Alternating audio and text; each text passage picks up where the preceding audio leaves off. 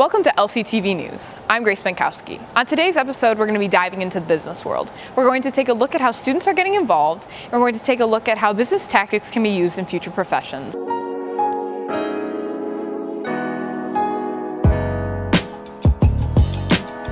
Our first story is going to take a look at Lake Central's BPA chapter and how its members prepare.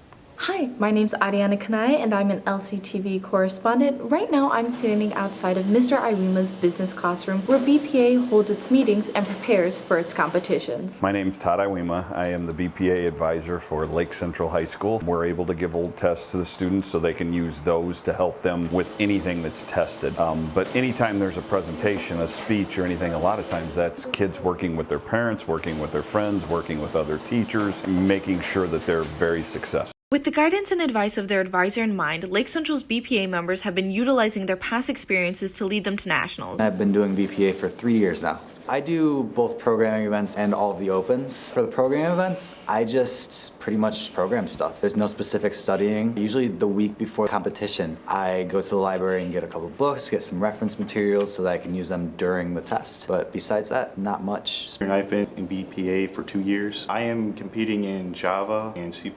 I use this website called HackerRank. It's basically, there's a bunch of challenges. You complete them with any language you want. Just complete them with Java or C++.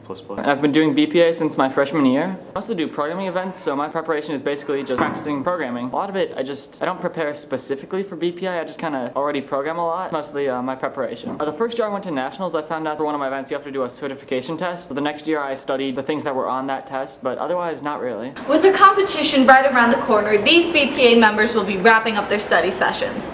We wish you the best of luck. It's fascinating how these students prepare. Our next story is going to take a look at a local politician and how he utilizes business and marketing skills to run his very first campaign.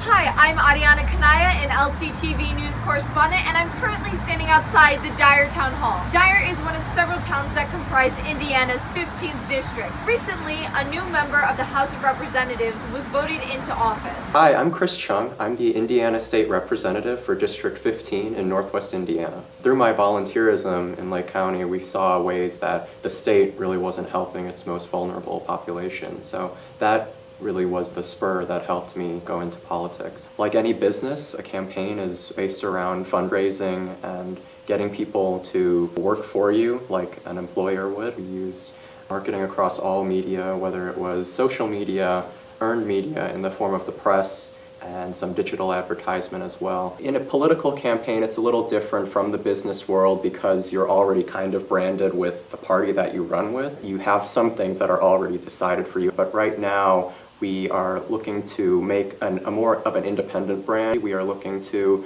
try and do what's right for Hoosiers. Recent changes in politics have impacted Chris's personal interest in running for office and his first steps in the House. I am 25 years old. I'm the youngest legislator currently, and I believe, the first Asian American in the Indiana legislature. So a lot of people were just kind of curious about what I was all about.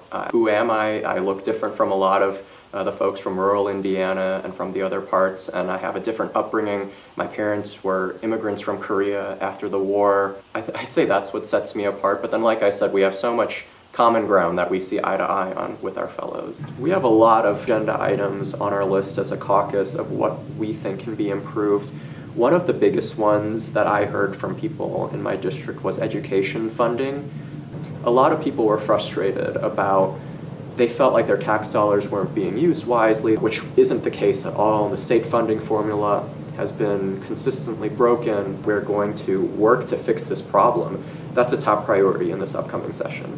I think the one thing that we want to communicate, even though, I got 50.15% of the vote, I'm going to work to make sure that I represent that other 49.85%. I work for everybody in this district, whether you have an issue with school funding or your healthcare costs or anything related to your state taxes or anything like that. We are going to make sure that I am the bridge between you and the state government. Looks like there's big things coming for Chris Chung. Business tactics came in handy for Chris Chung. We congratulate you on your seat in the House. That wraps up today's episode of LCTV News. Thanks for watching.